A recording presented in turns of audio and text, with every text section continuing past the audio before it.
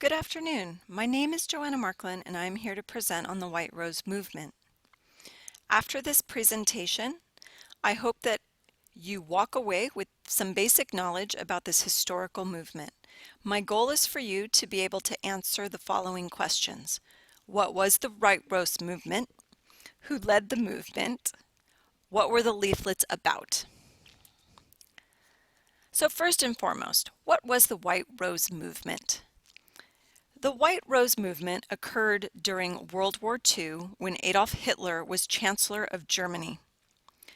He was also the leader of the Nazi Party, whose ideals involved the mass extermination of approximately 6 million Jewish people.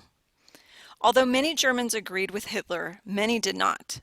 These German civilians came together to form a resistance known as the White Rose Movement.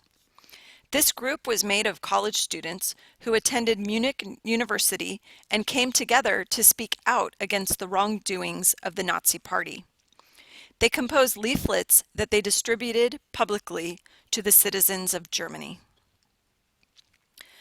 The White Rose Movement was made up of students who attended Munich University. The most famous members were Hans and Sophie Scholl.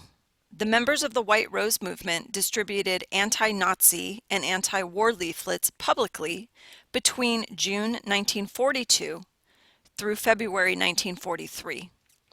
There were 6 leaflets created in all, and many of the members lost their lives for speaking out against Adolf Hitler and the Nazi Party. So, who led the movement? As I mentioned before, Hans and Sophie Scholl were the most famous members of the White Rose Movement. Hans and Sophie Scholl, Christoph Probst, and Alexander Schmorell were the primary leaders of the White Rose Movement. Hans and Alexander wrote the first 4 leaflets entirely on their own. But they solicited Christoph's help, who copied them on a typewriter and distributed them throughout Germany with the help of others. These leaflets were left in telephone books, in public phone booths, mailed to professors and students, and taken courier to other universities for distribution. Sophie, Hans, and Christoph were the first to be caught distributing the leaflets around the university. They were arrested by the Gestapo and taken into custody. They were brought before the People's Court on February 22, 1943.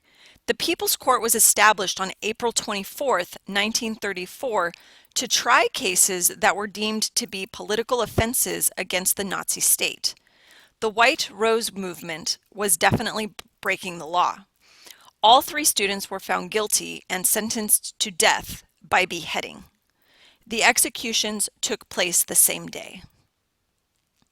So what were the leaflets about exactly?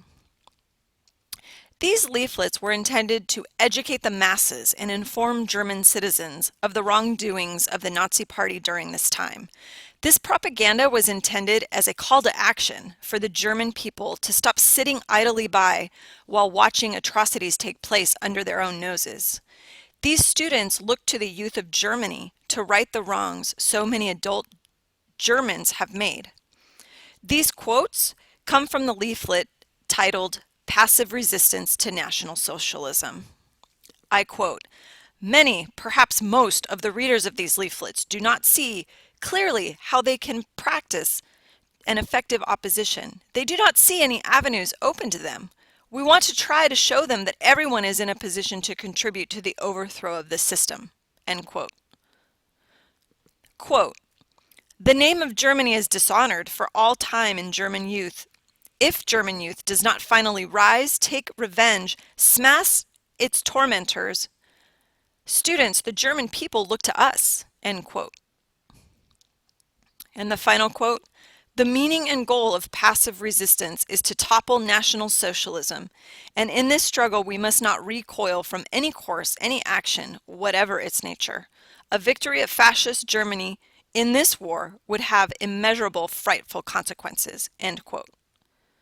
Although fear deterred German citizens to become a part of this movement, before World War II, in Europe ended, the final leaflet produced by the White Rose movement was smuggled out of Germany and handed to the advancing Allies.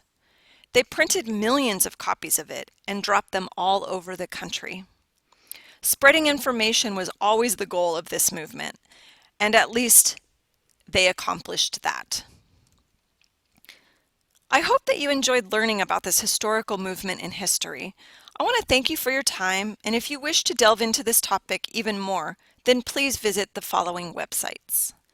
Thank you so much.